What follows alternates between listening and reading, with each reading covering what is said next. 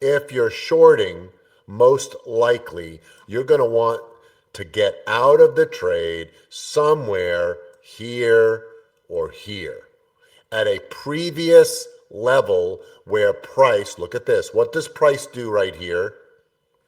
When price pulls back to here, what does it do? Buyers come in, right? So if I'm going to short, do you think it might make sense to put a stop loss maybe somewhere in this range?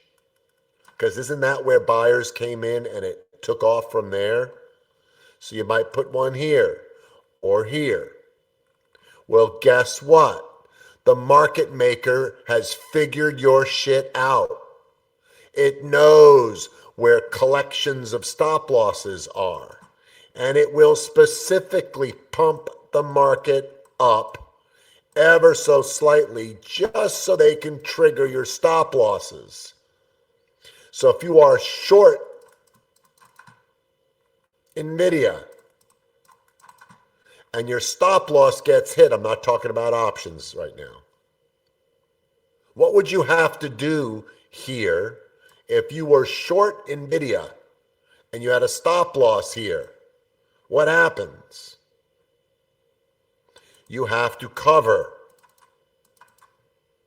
which means you're buying back your short. That's called a buy order. Buy orders come in here. What happens when there is an abundance of buy orders? Stock price moves higher. That's called a short squeeze. As an example. So do you really want to place a stop loss where everybody else is putting it? I don't think you do. So I'm going to show you another way of looking at this. So let's just say you like this, and right there, this pullback you like. And so you enter the trade here, but you put a stop loss right below your entry, or maybe just below that so that you don't lose more than, I don't know, 40%, 50% or something, right? Well, what would happen is the market maker knows this too. So what will happen? It's sitting right here, a little bit of compression, Let's push it down a little further because people have their stop losses right at this gap level here. Boom, you're out of the trade. And then what happens? The train leaves without you. You've got to allow for the ebb and flow of stocks, of price action. If you stop loss, you'll be out of the trade. Well, you're saying, well, why don't I put a stop loss at 70%? Not a good idea. A mental stop makes more sense. Now, the only time a mental stop loss isn't going to work for you is if you have a job. And you're like, well, what happens if it pulls back 70%, but I'm at work? And then it goes to 75, and then it goes to 80. And before I know it, when I get off work, it's 3:30 and I open up my phone, I'm down 85%. I freaking missed my exit. Right? So if that's the case, then I guess what you do need to put in is called a stop market. And that'll just get you out. So if you have a $3 vertical, let's just say, yeah, as soon as price gets down to a certain number, whatever that number is, maybe $90, you've got $90 left, it's 70%. Loss is 210, so that means $90, right? When it gets down to that level, you exit. So you can actually set a stop market to exit where you'll only lose $210, which is 70%. And so you put that on while you're at work if you're not able to watch price. I would prefer that you just keep a mental stop. But stop losses on options doesn't make sense because of the way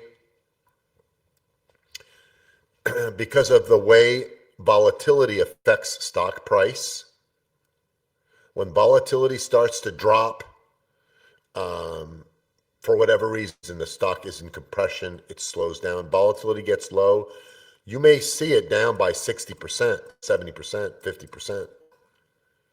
And then one move the next day and you're up 20%. So you've got to allow for that move.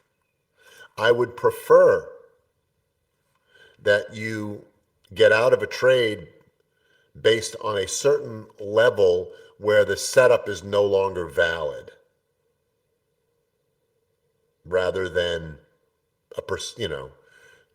I'm going to get out because I'm down by 40%, 50%, 60%. Now, if it gets to 70, you should just be out. It's a good practice.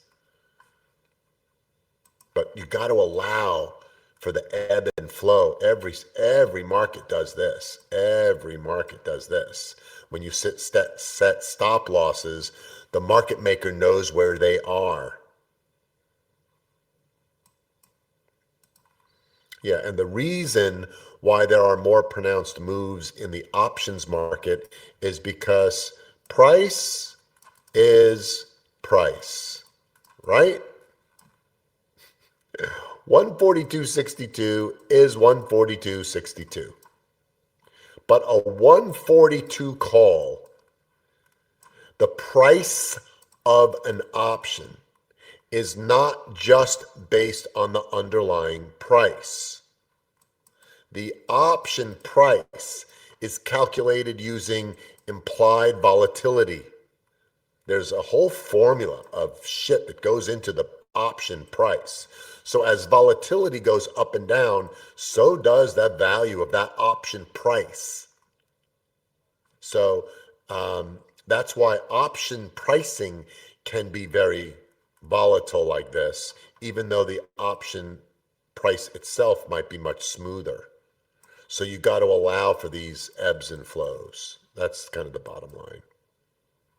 Thanks for watching. Hope you enjoyed this video from Trade With Me Now. Make sure to go ahead and like this video and subscribe to our channel so you make sure that you catch our next video right when it's released.